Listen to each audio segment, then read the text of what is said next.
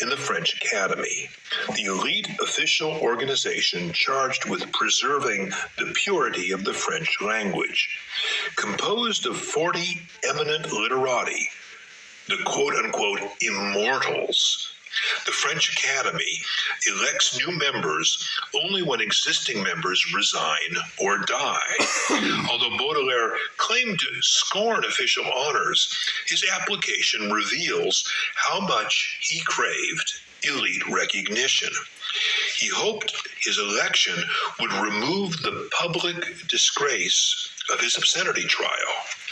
As his recent conviction wasn't already an insurmountable obstacle to his election, he chose to apply for the seat left vacant by the death of Henri Lacordaire, a Catholic priest. The application created a scandal. Many believe the shameless poet was simply seeking publicity. When Baudelaire tried to canvass votes, a few members met him with insincere politeness. The rest either refused to see him or treated him with open disdain. On the advice of the kindly Sainte-Beuve, Baudelaire eventually withdrew.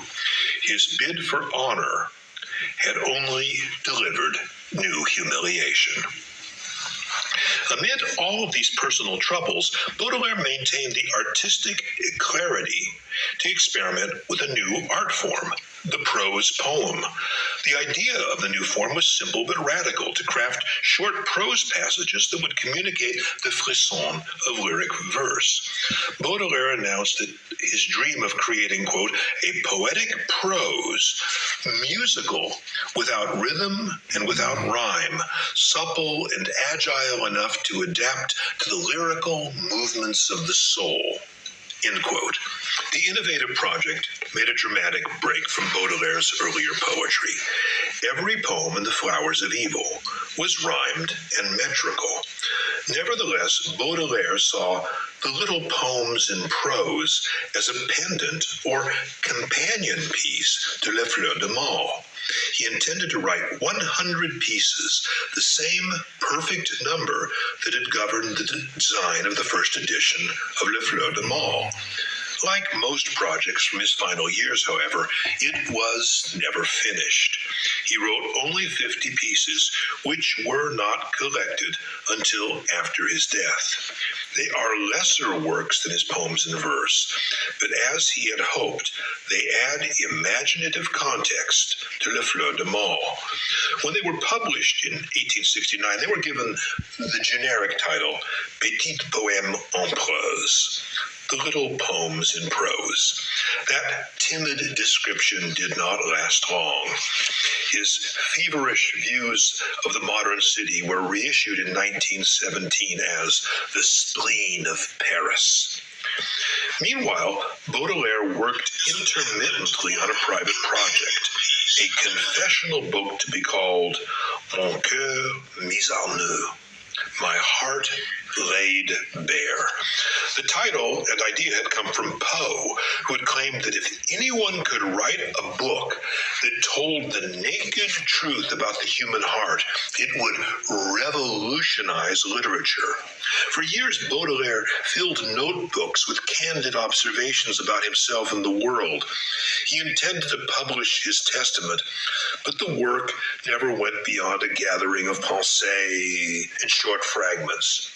Nevertheless, the notebooks burst with irreverent ideas and aggressive energy. Baudelaire ponders theology, love, power, and society. But he has little to say about poetry. He does, however, make many provocative remarks about the idea of beauty. I can scarcely conceive, he wrote, a type of beauty that has nothing to do with sorrow.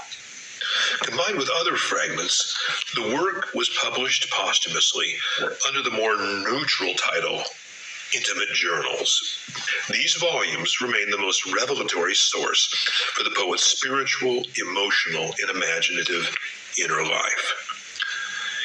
In 1860, Baudelaire had suffered a small stroke. A year later, the symptoms of syphilis returned. He lived in constant pain and also experienced brief bouts of disorientation. He expressed a dark satisfaction in his decline. I have cultivated my hysteria, he wrote. I have felt the wind of the wing of madness passed over me. Disease, drugs, and alcohol had ruined his health. At 40, he was already an old man. One acquaintance described him as, quote, aged, faded, weighed down, although still slim, and eccentric with white hair, end quote.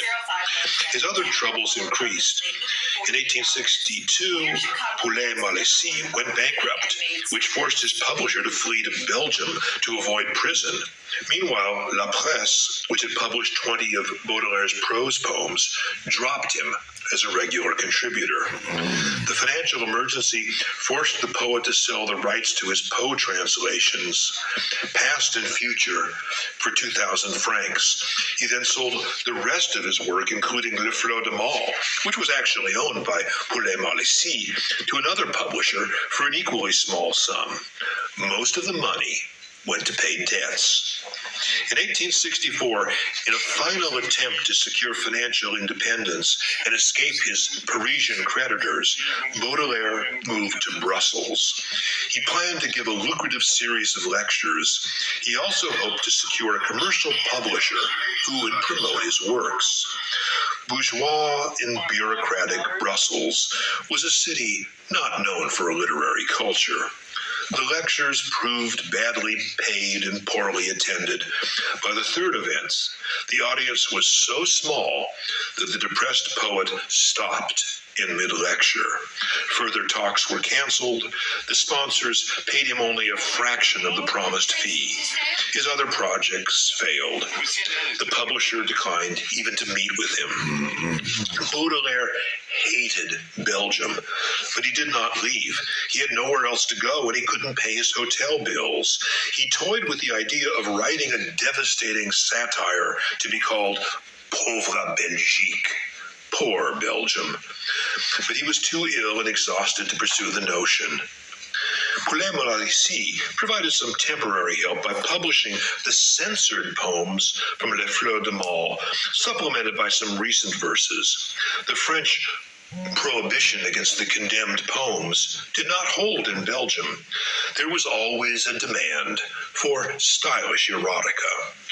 Les Épaves, The Wreckage, was published in February 1866 in an edition of 260 copies.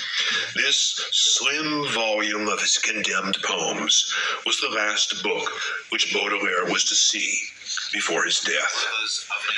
In March, while visiting the church of Saint-Loup in Namur on a holiday with friends, the poet suffered a stroke which paralyzed his right side.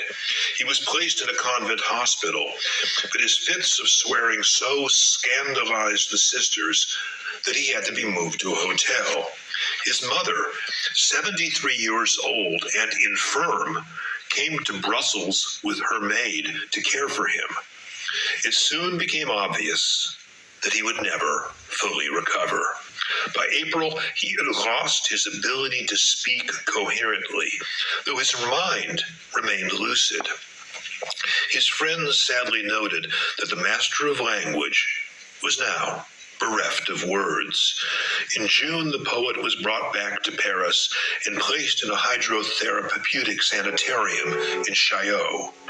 He lived another year, but his condition slowly deteriorated. On his deathbed, he requested the Catholic last rites.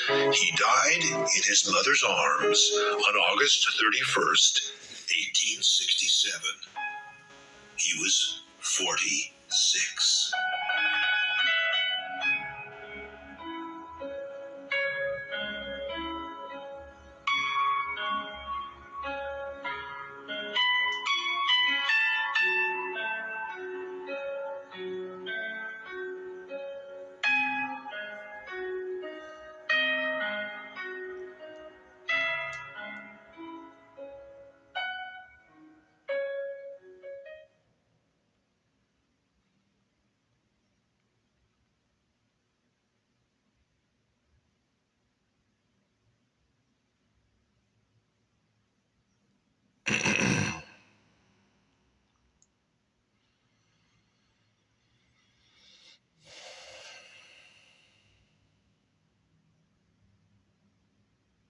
get to the bottom of this like your boyfriend gets to the bottom of you, bro.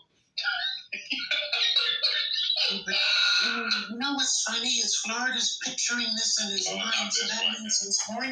This must You're be the actually white man thinking all of George is these with. sexual This the white things, man Florida. George is with. Talk about it, Florida. Okay, point. What's up? What's going on? Whatever you say, like that, Tina.